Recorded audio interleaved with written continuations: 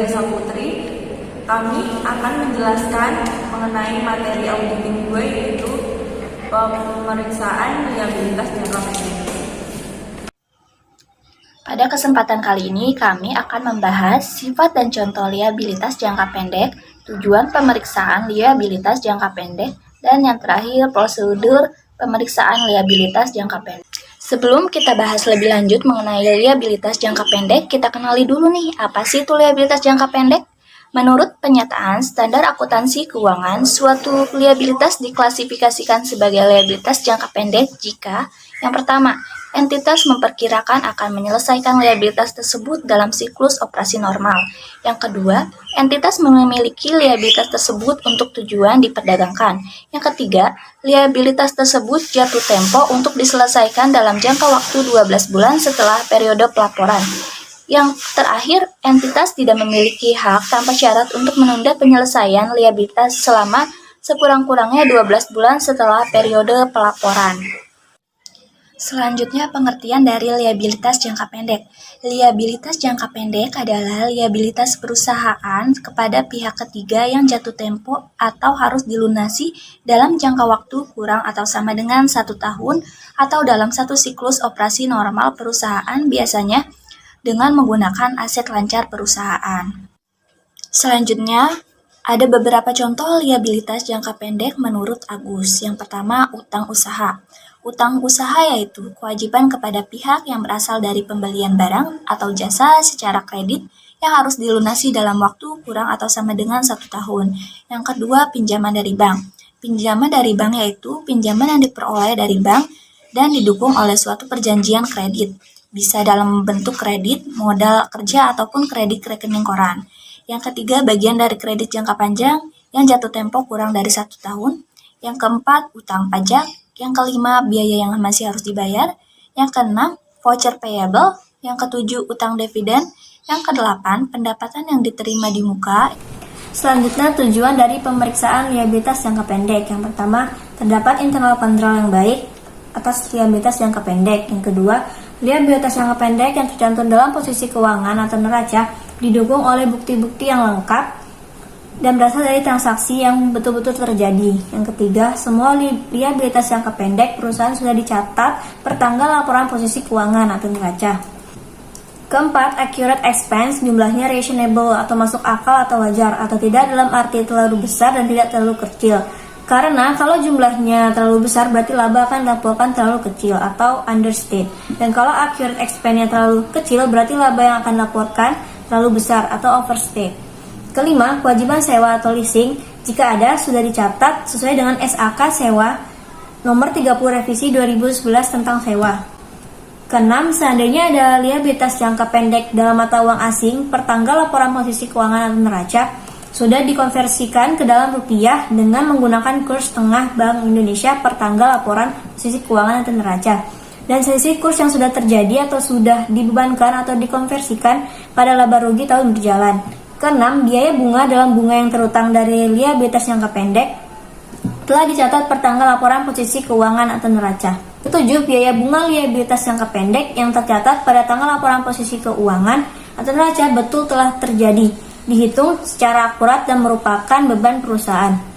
Kedelapan, semua persyaratan dalam perjanjian kredit telah diikuti oleh perusahaan sehingga tidak terjadi bank default. Kesembilan, penyajian liabilitas jangka pendek di dalam laporan posisi keuangan atau neraca dan catatan atas laporan keuangan sesuai dengan standar akuntansi keuangan Indonesia. Prosedur pemeriksaan liabilitas jangka pendek. Yang pertama, pelajari dan evaluasi internal control atas liabilitas jangka pendek. Lalu minta rincian dari liabilitas jangka pendek, baik utang usaha maupun kewajiban lainnya. Kemudian, periksa penjumlahannya atau voting, serta cocokkan saldonya dengan saldo utang di buku besar. Nah, untuk utang usaha, cocokkan saldo masing-masing supplier dengan saldo menurut subsidiary ledger utang usaha. Secara tes basis, periksa bukti pendukung dari saldo utang kepada beberapa supplier. Perhatikan apakah angkanya cocok dengan purchase requisition, purchase order, receiving report, dan supplier invoice. Periksa juga perhitungan matematis dari dokumen-dokumen tersebut dan otorisasi dari pejabat perusahaan yang berwenang.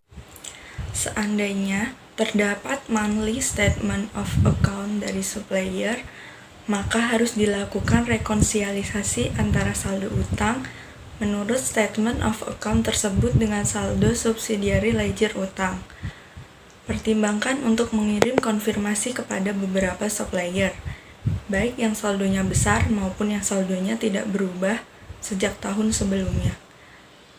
Periksa pembayaran sesudah tanggal neraca untuk mengetahui apakah ada kewajiban yang belum dicatat per tanggal neraca dan untuk meyakinkan diri mengenai kewajiban saldo utang per tanggal neraca.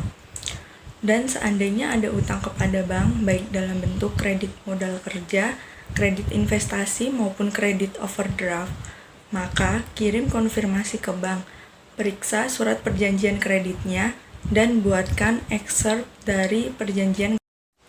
Seandainya ada utang dari pemegang saham atau dari direksi, ataupun dari perusahaan afiliasi yang harus dilunasi dalam waktu 1 tahun yang akan datang, maka harus dikirim konfirmasi. Periksa perjanjian kreditnya dan periksa apakah ada pembebanan bunga atas pinjaman tersebut. Jika ada utang leasing, periksa apakah pencatatannya sudah sesuai dengan standar akuntansi sewa dan apakah bagian yang jatuh tempo dalam waktu 1 tahun yang akan datang tersebut sudah dicatat sebagai utang jangka pendek. Kemudian, periksa perhitungan dan pembayaran bunga. Apakah sudah dilakukan secara akurat dan tiap jumlah beban bunga tersebut dengan jumlah yang tercantum pada laporan laba rugi. Seandainya ada saldo debit dari utang usaha, maka harus ditelusuri apakah ini merupakan uang muka pembelian atau karena adanya pengembalian barang yang dibeli tetapi sudah dilunasi sebelumnya. Kalau jumlahnya besar, harus direklasifikasikan sebagai piutang. Dan seandainya ada uang muka penjualan per tanggal laporan posisi keuangan, periksa bukti pendukungnya dan periksa apakah saldo tersebut sudah diselesaikan di periode berikutnya. Misalnya dengan mengirimkan barang yang dipesan oleh pembeli. Lalu, jika ada kredit jangka panjang, harus diperiksa apakah bagian yang jatuh tempo 1 tahun yang akan datang sudah direklasifikasikan sebagai utang jangka pendek. Seandainya ada kewajiban dalam mata uang asing, periksa apakah saldo tersebut per tanggal neraca telah dikonversikan ke dalam rupiah dengan menggunakan kurs tengah Bank Indonesia per tanggal neraca. Dan selisih kurs yang terjadi dibebankan pada rugi laba tahun berjalan. Untuk utang PPh 21 dan PPN, periksa apakah hutang tersebut sudah dilunasi pada periode berikutnya. Seharusnya hutang PPh 21 dan PPN per 31 Desember dilunasi di bulan Januari tahun berikutnya. Sedangkan untuk PPN badan harus diperiksa apakah pada waktu mengisi dan memasukkan SPT PPh badan perusahaan telah membayar PPh 29. Lalu periksa dasar perhitungan accrued expense yang dibuat oleh perusahaan. Periksa notulen rapat direksi, pemegang saham dan perjanjian-perjanjian yang dibuat perusahaan dengan pihak ketiga untuk mengetahui apakah semua kewajiban yang tercantum dalam notulen dan perjanjian tersebut sudah dicatat per tanggal neraca. Kirim konfirmasi kepada penasihat hukum perusahaan. Dan yang terakhir adalah periksa apakah penyajian utang jangka pendek di laporan posisi keuangan dan catatan atas laporan keuangan sudah sesuai dengan prinsip akuntansi yang berlaku umum. Nah, jadi itu pembahasan yang dapat kami sampaikan mengenai liabilitas jangka pendek. Semoga apa yang kami sampaikan dapat bermanfaat bagi teman-teman semua. Sekian dari kami, terima kasih. Wassalamualaikum warahmatullahi wabarakatuh.